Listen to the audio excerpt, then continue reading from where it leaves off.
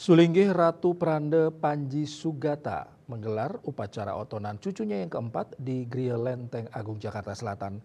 Otonan merupakan peringatan hari lahir bagi umat Hindu sebagai wujud bakti dan bersyukur ke hadapan Tuhan Yang Maha Esa, serta eling terhadap leluhur.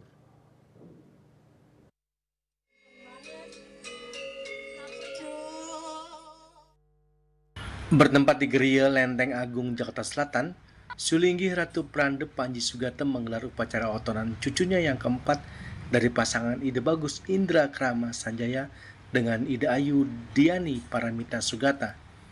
Manusia Hindu di Bali atau dimanapun berada tak terlepas dari berbagai ritual yang telah menjadi tradisi. Mereka diupacara sejak sebelum lahir hingga meninggal dunia. Salah satu ritualnya adalah dengan upacara otonan. Ketika melaksanakan upacara otonan tentu memerlukan banten atau sarana-sarana upakara serta diiringi doa-doa untuk anak yang sedang otonan. Otonan tidak mesti dibuatkan upacara yang besar dan mewah, yang terpenting adalah nilai rohaninya sehingga nilai tersebut dapat mentransformasikan pencerahan kepada setiap orang atau anak yang melaksanakan otonan.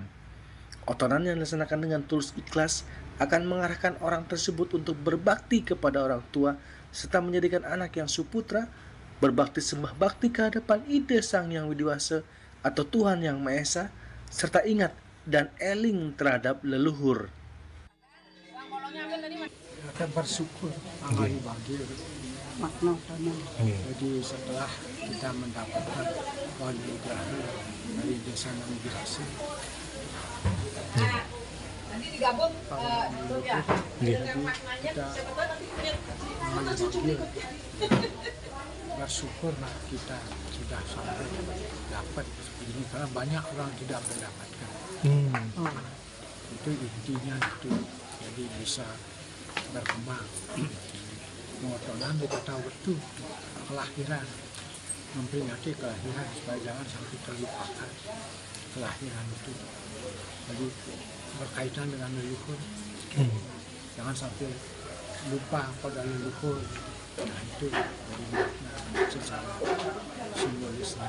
Namanya Ide Ayu, dia perannya Krama Sanjaya, membersihkan. Kedua, mau turun tanah, lunas izin nama Ibu Pertiwi bahwa mulai saat ini anak ini sudah boleh menginjakkan kakinya.